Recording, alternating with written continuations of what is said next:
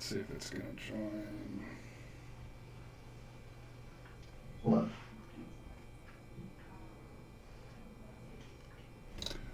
Welcome to the San Antonio Soccer Roundtable pregame show here for Tulsa, which is happening tonight. I will be your host here, so please bear with me. This is my first time doing the hosting roles here, so I'm sure it will go well. With me tonight's Rafa and Royce. Thank you for coming on last minute. We had set something up, canceled, and then reset it back up for that here. So this is coming off San Antonio FC is coming off a pretty good win, I would say, a 3-0 win over Oklahoma City. Your thoughts, Rafa? We'll let you get it kicked off. It was a nice away win. I think we needed it to get that monkey off her back one over there, and the forwards pulled through today. Toronto had an excellent game. I'm sure he's going to be a marked man tonight. But I'm looking forward to this game, the battle of the undefeateds in Tulsa. And so we'll see. We'll go more into today, but I'm real happy about the win on Saturday. Your thoughts, Royce? It was said on Twitter. I can't think of who it was. I can't give credit, but I agree with him. It was the most complete match that a San Antonio FC team has played thus far. Hello, Headers kidding. Probably in the last couple of years, right? Yeah, I mean, since 2016. Maybe 2017 was complete, but early in that season, we were dominating. That's because we were doing our early Pacific Northwest swing, and those teams were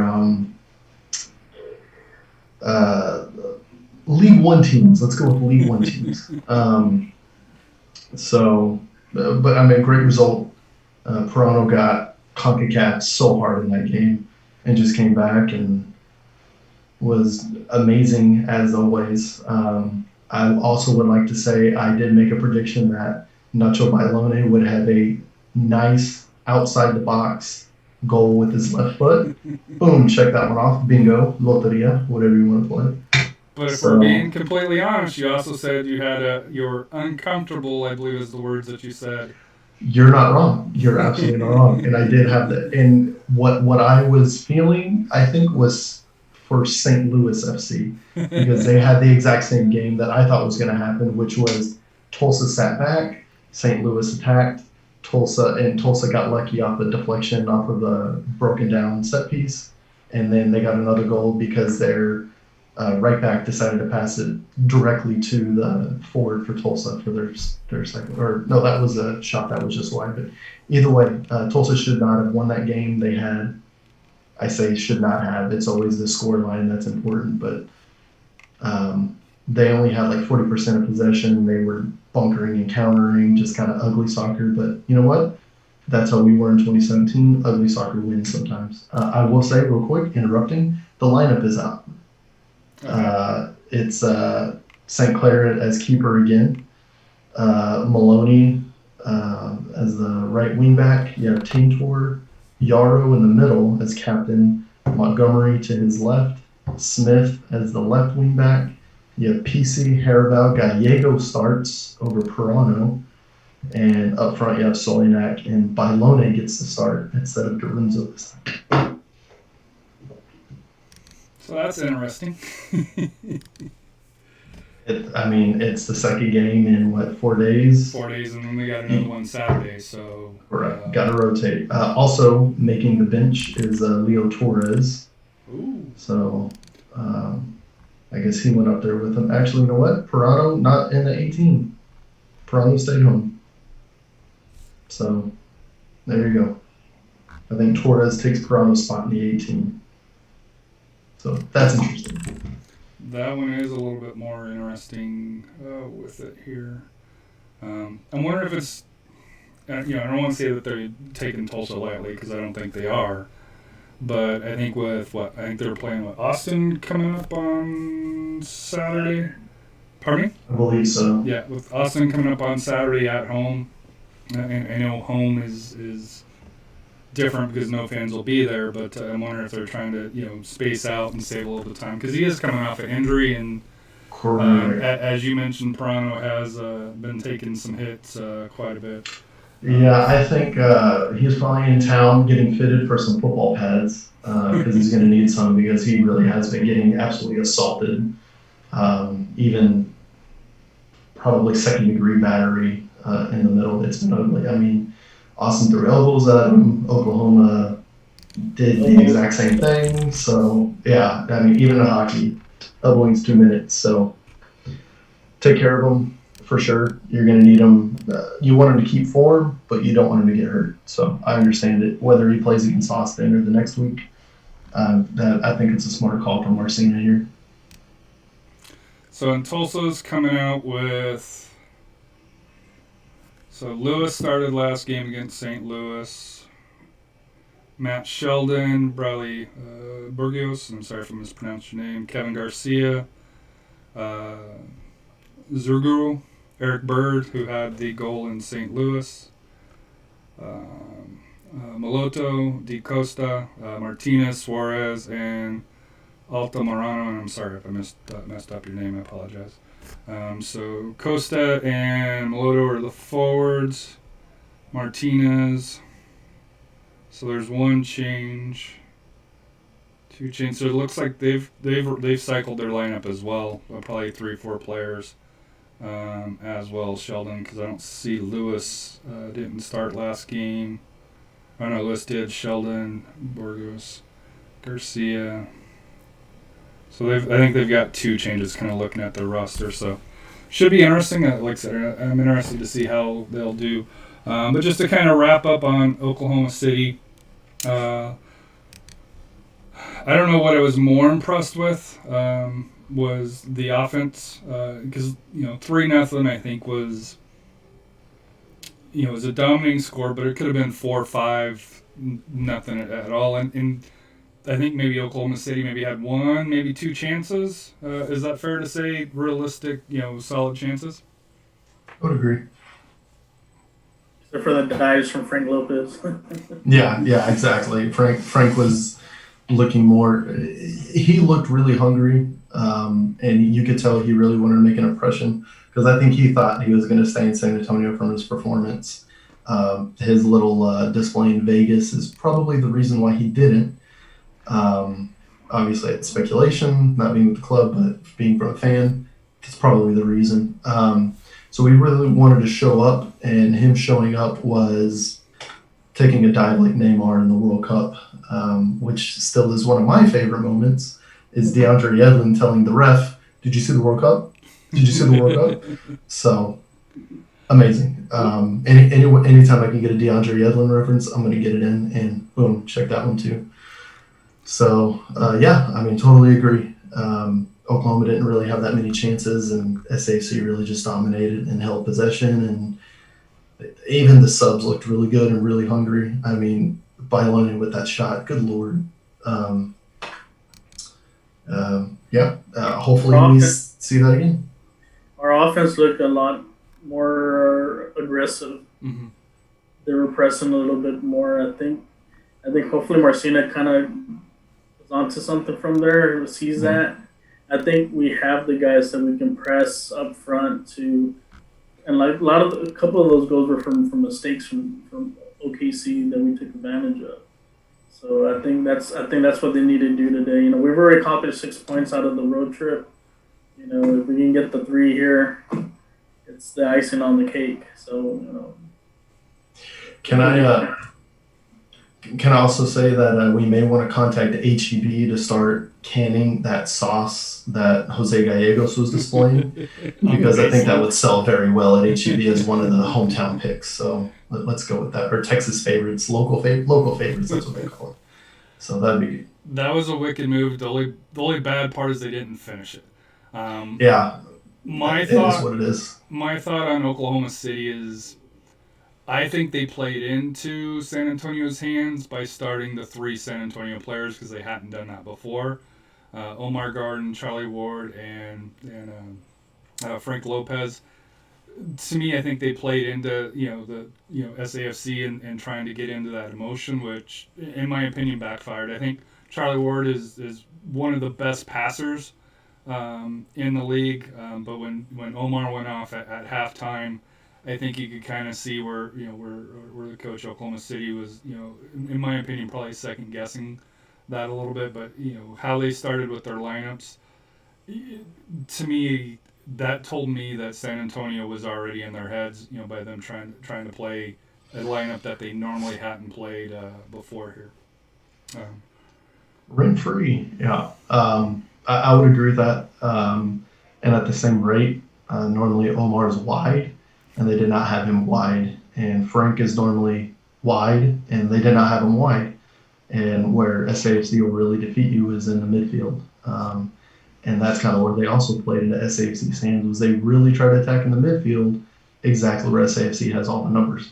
So I think that was just a kind of a tactical, I don't know if it's a tactical fail on OKC's part or a tactical win on SAFC's part. Either way, 3 points, take that from what you will.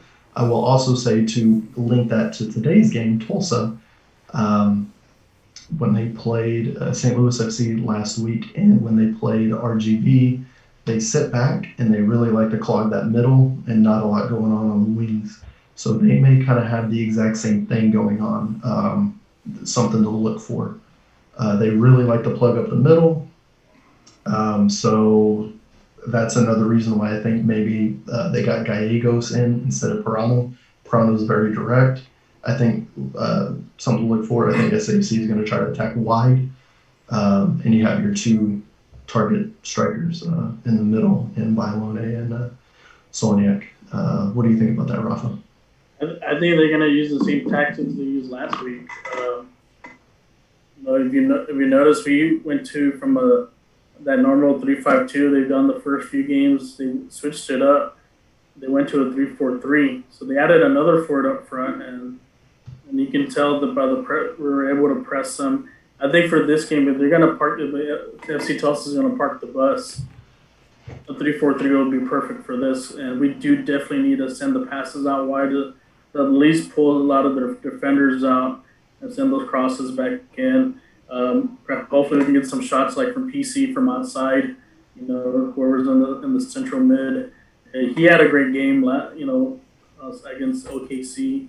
He's been like a shot of adrenaline for our midfield.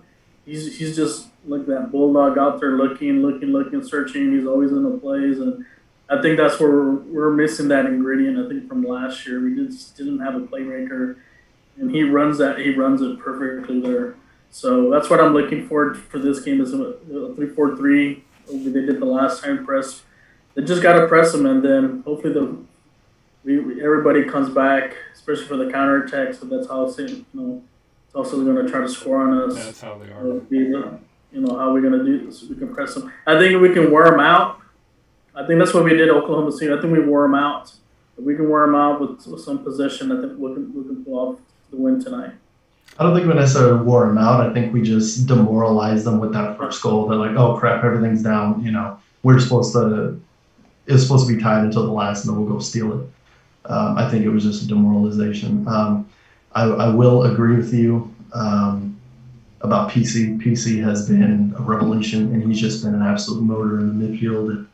And much like, if y'all remember when kind of Pekka was an unsung hero in 2017, he's having a very 2017 Pekka season right now, and I am all for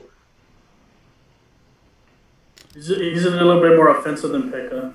I can see that. Agree. But I think with Haravel kind of filling that role, he has that a little bit more freedom than I think what Pekka had. Where he was the guy that stayed in the back.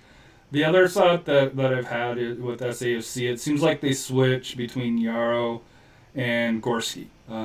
Thoughts on them kind of rotating? I know they're both probably a little bit more veteran players. You think and both are captains, to be fair.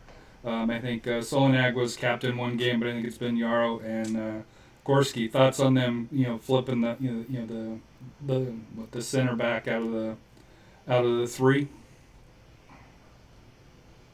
I think it's good to kind of switch them out, just maybe to keep them fresh, because we do have, like I said, this was a kind of long road trip as far as 3 games within like a 10-day frame.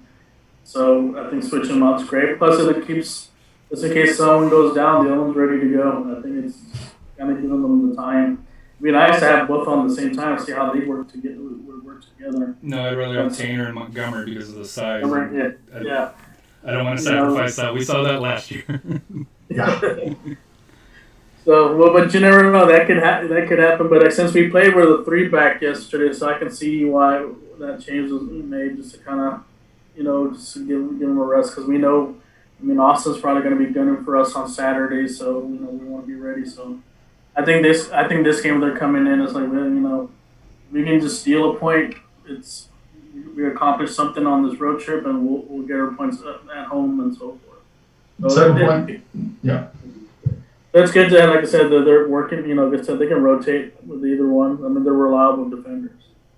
I was going to say 7 points is huge on this road trip. This, I say early. I guess it's still early in the season, right?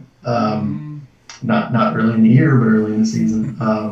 7 points is huge in 3. And just to kind of add to what Rafa was saying, if you remember at the beginning of the season, what was that, like 3 years ago? Gorski was in a boot, right? So no telling what that injury was, and you definitely want to watch that at the same rate as Pirano constantly getting beat up. You want to watch that. Also look for. I think Gallegos is probably going to get, depending on the scoreline, obviously, he's probably going to get 60 or 70 minutes, and then we're going to see Preston 2, which Petrie's Preston 1. Preston 2 is going to come in, and he'll make his debut, and I'm excited about that because he's the I'll take that step. I'll take that dive. He's the reason that Frank Lopez is not still in SAFC, because he's the one who scored the goals to beat SAFC in Vegas for Vegas to make Frank upset, to flip off the crowd.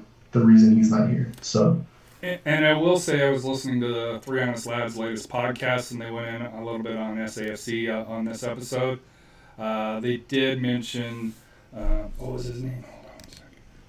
Hold on a second. And just to add, while you're researching that, USL show also had us as their third most likely team to win it all. So through 529. Don't curse us, USL show. Don't curse us. Through. I was early for that. But one thing. Yeah, but I think the one difference is helping us is we have depth on the team. Right. Yeah. That's a big difference between this year and last year. And it's quality depth. It's it's young players like Jose, and I think Torres is when he gets on the pitch is going to show a lot of improvement. I'm sure before long we're going to see Ramsey as well on the back line. Ramsey is a U.S. youth national team product, and he's on the squad, not necessarily the 18, but you'll see him soon enough. And I'm excited to see him because from what I've heard, he's a very solid player in the back. And I will say, I think with Pirano, and this was listening to Beyond the Stripes because they mentioned that Leo was on the road trip. So that leads me to believe this was probably a planned sitting for Pirano, not anything injury-wise or anything along those lines. Like I said, that's just me reading between the lines of piecing together all this stuff here because it's a short season, but a lot of things compacted in, and with the the physicality that Pirano gets, resting him in a midweek game is probably good, especially where he's coming off of an injury. And you do want to get Leo some action and some time on the bench as well. So I don't think Pirano not being in the lineup or even being on the 18 is necessarily a bad thing. Because I'm assuming Beyond the Stripes had the recording. Well, that was obviously after the Oklahoma City game. They said it was yesterday. Actually, Preston said it was Tuesday when they recorded it, so it was yesterday that they recorded it. So this was something that probably was already planned for them, because I don't see them taking a whole lot of extra people on the trip. Although I think with COVID-19, you might take one or two, but like I said, I do think this was probably a planned. So predictions. What are your thoughts as far as how tonight's game we'll go. I know you both have mentioned that you're thinking Tulsa's going to park the bus. I think it's their home opener. They're kind of promoting it, and I do like FC Tulsa and the new management, and I think they're doing a lot of right things here. So I think they may try to come out and be a little bit more aggressive than what you guys are thinking, just for the fact that you want to get off to a good start. It's like SAFC at the start of the year, setting back and weathering the storm. If they get a goal, that to me that could set the wrong thing. Where I think at home for the first time this year, they want to show that they are a much better team. Go ahead, Rafa. Prediction. Well, I see that our team's going back to a 3-5-2, so I'm gonna go with it. I think we get the sweep on the road. We sweep one out. We get the 2-1 win. I think Gallegos gets the winner. What about you, Royce? All right, so let's see. I'm not going to be as doom and gloom as last week.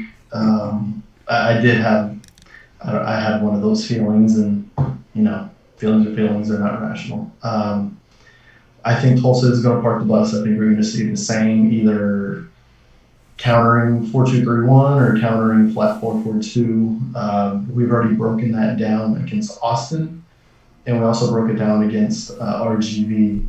So we have seen this team break down bunker teams, which is good. There is experience there. But at the same rate, we haven't really seen a really good counter, except for maybe Austin. Austin, with Billy Ford, Billy's Billy, and Billy's going to do Billy things. But I say the player to watch for Tulsa is going to be Eric Bird, the former RGVFC midfielder, who arguably should be with the Dynamo now. Very talented midfielder, very creative playmaker. He's one to watch for sure. And on our team, who's the person to look for goals? I'm going to say Solniak with another brace, and we get out of there 2-1. So I think it's going to be 1-0. I think both of these teams are very good defensively.